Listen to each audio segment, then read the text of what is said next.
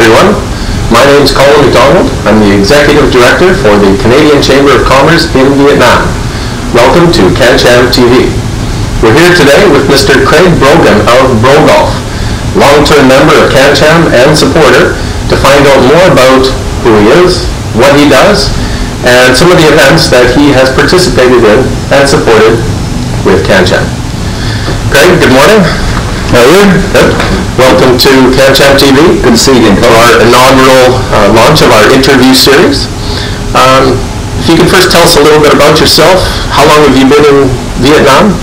10 years now.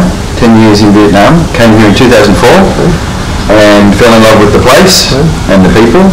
So where are you from? Where did you come from? Sydney born. Lived in Australia most of my life. Travelled around, worked around Australia, and discovered Vietnam for reasons that I wanted to change. And came here and got the change I was looking for. Okay. And you're married? Married to a local lady, and we have 2 boys. How long? 7 and one 18 months. Okay. We've been married for 8 years. Lovely. And everything's fine. Right, we share that in common. As you know, I'm also married to a lovely Vietnamese lady. I think it's a very common and Best looking women in the world, Colin. very true, very true. And I always like to think of it very good for our own health too. Sure. Yeah. So, Craig, since you've been in Vietnam, what do you consider some of your own personal achievements? Or Well, golf has always been a passion of mine, and in Sydney I used to work in a golf club as a bar manager, and that was when I discovered the business of golf. When I came here, I discovered a new industry for golf in Vietnam, and it's still a growing industry, still what we might call a niche market for the golf market, but a good market and a fun market because I get to do something that I love. Okay. And I decided that it's time for me in my life to do something that I love and put some passion into my business, and golf was the one that shone the brightest. Okay. Well, we'll come back to golf in a little bit. Could you tell us a little bit more about what do you enjoy most about Vietnam? What are some of your biggest enjoyments living here? Some of the things that are a little more challenging? Well, obviously it's always a challenge because we're living in a very different culture to our own. One of the things I guess I discovered about Vietnam is that the people are terribly welcoming and friendly of international business and international people, and they all want to speak English, so I tend to fit right in because I can't speak a lot of Vietnamese. But I would like to learn and continuing to do so. Have you taken classes? Yeah, I'm taking classes, and like many of us are. Yeah, it's one of those ongoing battles, but I'll get there.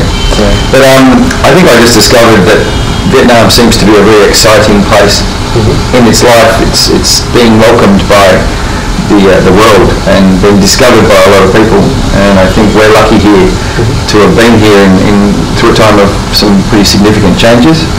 Have you been able to take some time to travel around the country? Yeah, looked around a fair bit. When I first came here, my first holiday here was what sparked the fire.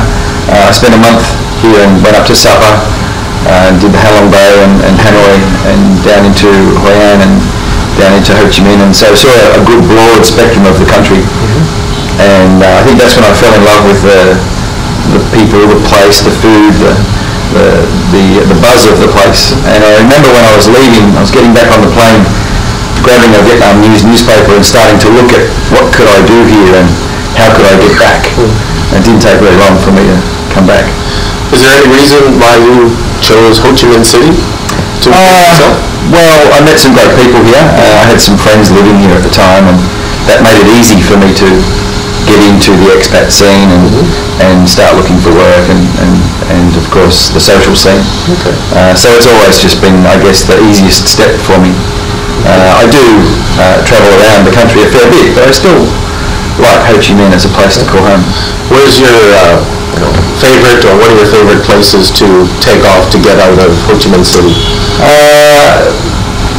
Well, it's always golf related, unashamedly. Da Nang's probably a bit of a favourite because there's some great golf courses there and nice beach, and it's a good city. It's easy to get to and get from. Equally, I like Nha Trang because it's beautiful bay and mountains and sea, and not too far from Ho Chi Minh. So, how often do you get up to the north, into the Hanoi, Sapa, Halong Bay area? Not very often, to be honest. It's more central. And even Dalat. We get up to Dalat quite a bit as well to have a bit of cool climate. Sure. Dalat's one of my favorites as well. So it reminds me of a little bit of Western Canada. So it's a little touch of home for me. So. Yeah, we call Southern Highlands of New South Wales similar kind of climate. Okay, great. Well, this concludes part one of our interview with Craig. Thank you very much. We'll be back to talk more about golf. Thank you. Hi, and welcome back to part two of our interview with Mr. Craig Brogan of Brogan. So Craig, you mentioned golf. How did you get into the golf business? Well, I started playing golf as a young lad in Australia. My grandfather was a golfer and my father was a golfer and caddy. He once caddied for Kel Nagel, who was a very famous old Australian pro. And I guess that sort of sparked something in me as a sport. And as a young bloke in Australia, of course, it's pretty easy to play golf. It's a very common sport in Australia and a relatively inexpensive one. So I started picking up the clubs when I was about 14 and playing for school sport. And then it just developed into a long-term hobby and sport. I've never really played competitively, as in professional or anything like that. I'm not that good, but I do enjoy it as a business because it's a very social and commercial way to live your life.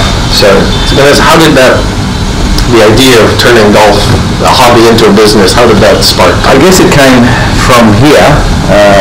When I was here, I vowed to myself that I wanted to do something that I love, because you tend to do it better when you love doing it. So I chose golf as my profession because I could put some passion into it, but also because it was a new market here, a growth market, not just for the locals, but also for international golfers that are coming to Vietnam, that are discovering Vietnam as a new golf destination. So we started to recognise the opportunity for events and tours and long-term tournaments, and develop the market and grow with the industry in Vietnam.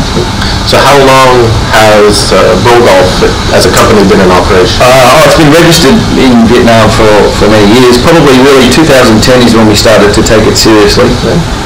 In 2010 we registered our brand and started to move into spending money on the business and continue to do so. So how about the brand Bro Golf?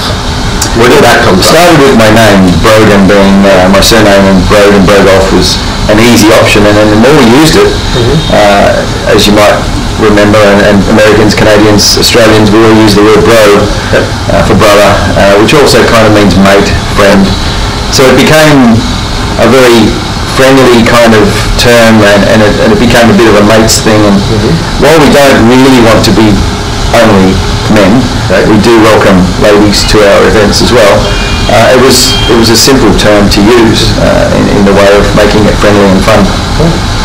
Do you find a lot of the women in Vietnam playing golf or playing more? Vietnamese ladies are actually excellent golfers.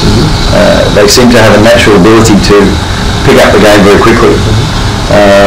So I've got many friends that play Vietnamese, and my wife plays a little bit, but obviously with having babies we've had to put that on hold a little bit, but she'll be back into it soon. Okay. But of course, here it's an expanding market, and we are targeting the middle market, trying to get people into golf as well as the golfers that are already existing. So what are some of the biggest challenges that you've come across? Well, obviously the language is a big one, and I continue to try to learn their language. But also I think because we're a service business, we don't own a golf club, we work with the golf clubs. We're a service business, and it's sort of difficult to get recognised for the value of time here.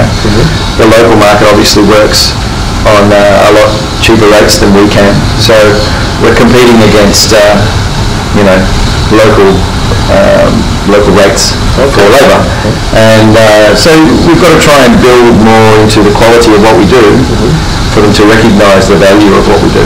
Okay. Do you have a bit of an estimation of how many courses there are? There's around 30 courses in Vietnam that are operational, more on the way. a lot of licenses being approved all the time. Around 7 courses in Ho Chi Minh that we can actively use, and we use them all. We visit all the courses and work with all the courses through the year. Would you have any comment or thoughts on the quality of courses in Courses are excellent. Because it's a luxury market here, let's say. It's a sport that's recognised as a luxury sport. It's heavily invested in, and it's 5-star. So all of the courses put a lot of effort into being a great course, not just an average course. Okay. So who are mainly your customer base? Who do you usually well, expats obviously is easiest for me to do business with, but equally we do business with a lot of Vietnamese golfers. Excuse me. Some of them are, obviously slightly more business successful people in their life that have got enough money to play golf. We don't want golf to become something that everyone thinks you have to be rich to play. That's not true, but it does cost money, and it does take time. You have to put effort into learning the game. So you work both with individuals and companies? Yeah, we work a lot with companies, particularly like we do with Cancham, where we assist to run an event, a corporate day, or it could even be a charity day that the company's attached to, and we raise money and we get paid to do a job. Right. How many years have you been working with Cancham? You helped us organize again this year, the Cancham CSR Golf Open. The first one, it's quite a while ago. I think the first one was 2005, to be honest. Or even maybe 2006 when I actually started to become more involved and was basically on the golf committee, and then developed it into, back then it was a pretty small event, and we've developed it into something pretty cool. Do you remember how many participants there were? I think there was somewhere like 60 or 70 or something, and we've doubled that now, so we're pretty happy with the progress of your event, and that's the sort of thing we do. Okay. Have you seen any changes or trends happening with holding these kinds of tournaments? It's been tough the last couple of years, particularly in getting sponsorship. Events run on cash. It's good to have prizes and donations, and those are essential. But it's easier to get those things than it is ever to get cash. So it's been tough to get the revenue to make the events work. And we've also found that a lot of players, way back when, I can sort of remember that it was easier to get golfers to play on a weekday. They had a little bit more control of their time, and it was recognised as a thing to do for business. Now it seems to be that everyone's under a lot more pressure, and if it's a Friday event, you may get people that can't play because they're committed to work and they're not allowed to take time off or similar. How hard is it to arrange these kind of events on weekends? Well, the weekends is possible, but it's more expensive on a weekend. The clubs are all reserving tee times for membership, and of course the visitor rates are higher on the weekend because they're already full of members, so they really target visitors on the weekends, but they will welcome them, of course. The other thing is, of course, the course is busy, so trying to run an event on a golf course that's already busy is not ideal. Because you also have a team that you invest to support working on these events. Yeah, we have my wife is my boss, of course, as you would be aware of. And we have some interns and some local Vietnamese staff that work with us, but because we're event-based, we don't have a lot of full-time work, so we use casual staff that come in to do the events and then go back to their normal lives. They enjoy the day because they get a chance to mix with some foreigners and speak some English and go and check out a golf course. Are there any future achievements that you're looking to make for Brogan? Sure. We're going to launch our Players Club soon, which is going to be an independent golf club for people to join our club, and then you can get discounts and deals with all of the golf clubs rather than having to join one specific golf club. And through that, expand more events, more tournaments, some more tours, and also expand our tours around the region. Get into some golf in Cambodia, have a look at Myanmar. There's some golf courses in Laos now as well. And of course there's a lot of golf going on in Thailand, but it's very easy for us to access. So we're going to start to spread our wings outside the Vietnam borders a little bit. So if anyone was interested in finding out more about enlisting your support, how would someone get a hold of you? Just come through Cancham, check the membership directory, we're in there, and contact us directly and we'll look after them. Any last tips for any golfers out there to improve their game? Yeah, well, the biggest tip I can ever give anybody is if they're a bit upset about the game, have a beer and enjoy yourself. Good. Thank you very much, Craig. That concludes part 2 of our interview with Craig about golf and Bro Golf. We'll be back for part 3, talk about Craig's participation in CanCham. Thank you. Hello, welcome back to part 3 of our interview with Craig Brogan of Bro Golf and longtime CanCham member. Craig, so you are also the MC for the Breakfast Club. Do you remember how did this unique event come about?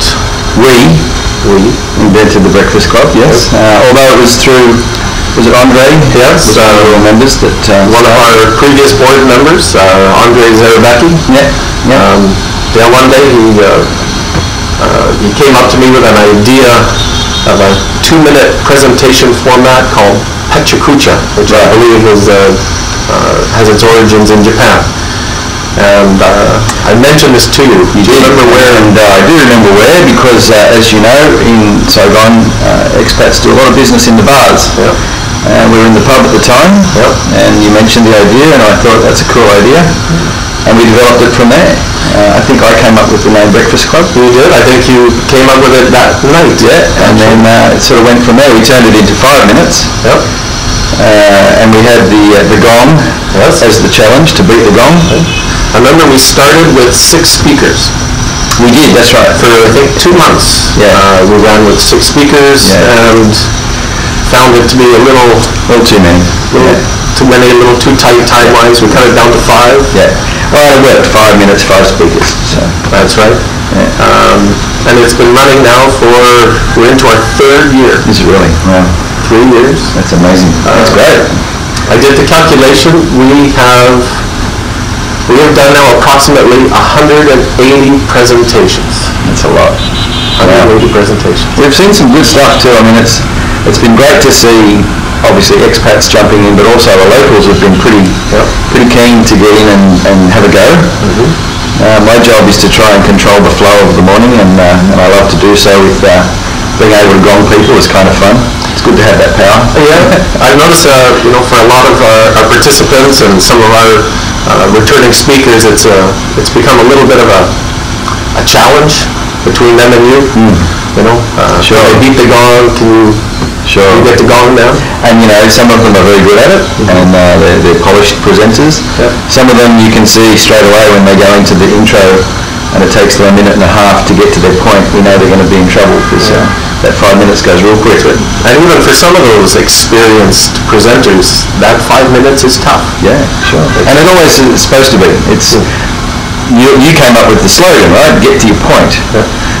It's a good point because there's nothing worse than hearing someone ramble along and not get to their point. As a audience, as a listener, you get bored very quickly. The idea of it was to help people understand the concept of you've got 5 minutes, get to the point and make your point, and then get out of there. So get to the highlights. I think we've achieved that. I think we've made people get what they would normally take 30 minutes to say, do it in 5. Do any presentation topics come to mind that have really stuck with you over the years? The training guys are always good at it. Sure. Anyone that is in that sort of market. There's a lot of leadership, communications, sort of stuff. But the best ones have always been the ones that have been less about words and more about pictures. I can't remember his name, but you remember him. There's a guy that came in who had just about 5 pictures, and he talked about those 5 pictures. Yes. He's a training guy. Yes. Paul Wong. Correct. There you go. Paul Wong. He was great. He was just, relaxed, normal, like he was just having a chat with you. Dylan Scamell, another one, who again just uses a few images to really express what he's.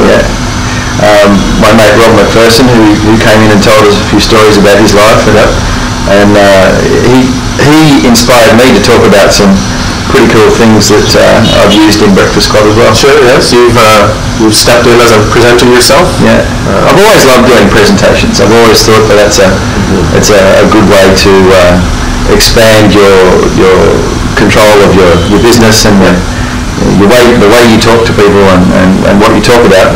Pretty important. And you've even won the best presentation award? I have a pen, yes. I mean, it would be foolish of me to say that I'm running the Breakfast Club if I couldn't say that I could win it. Yeah. So it's been good. Yeah. What do you think some of both our presenters and guests have gotten from this event? Well, obviously it's a good little networking opportunity. It's a breakfast, so it's casual.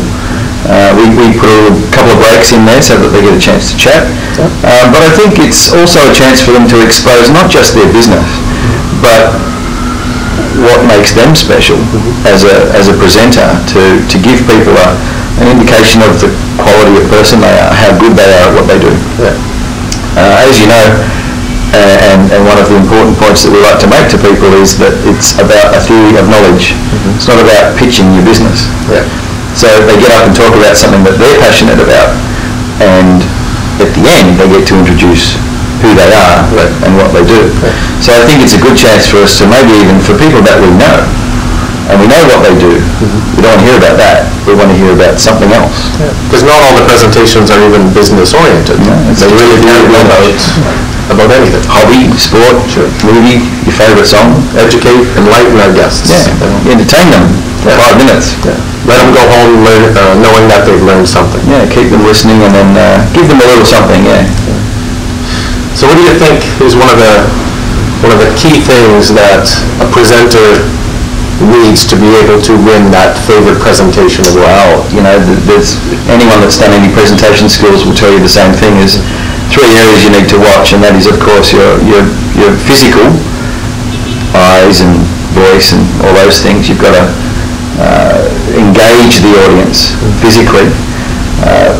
Your voice is really important to be not monotone. You've got to be a little bit up and down and relaxed and entertaining, like you're telling them a story, almost like you're telling them a joke, but you've got to have a punchline, otherwise it doesn't make any sense.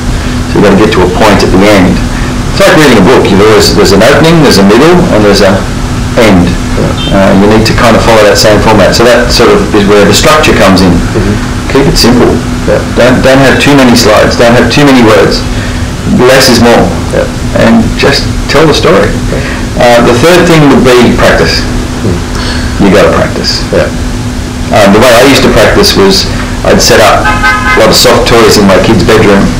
I'd sit the teddy bears around the room and pretend it was an audience, and I'd talk to the teddy bears and pretend they're people and practice using my eyes and my voice and just run through the presentation a few times. It always takes longer when you do it for real to get that feeling of where am I at in my presentation. So the more you practice it, the better chance you've got of sticking to your format and getting in on time.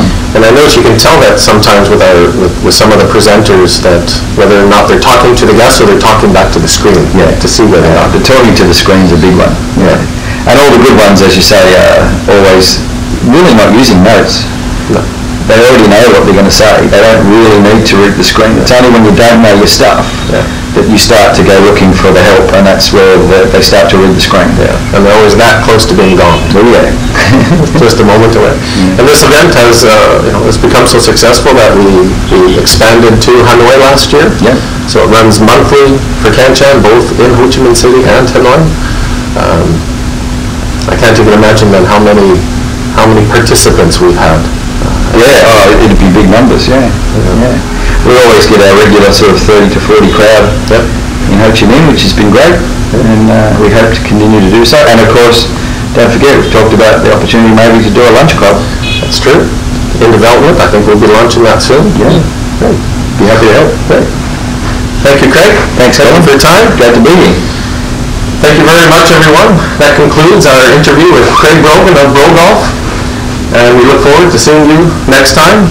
We will be bringing Craig back, perhaps, to participate more in CanCham TV, and maybe we'll get him in this side of the chair to conduct some interviews. Thank you.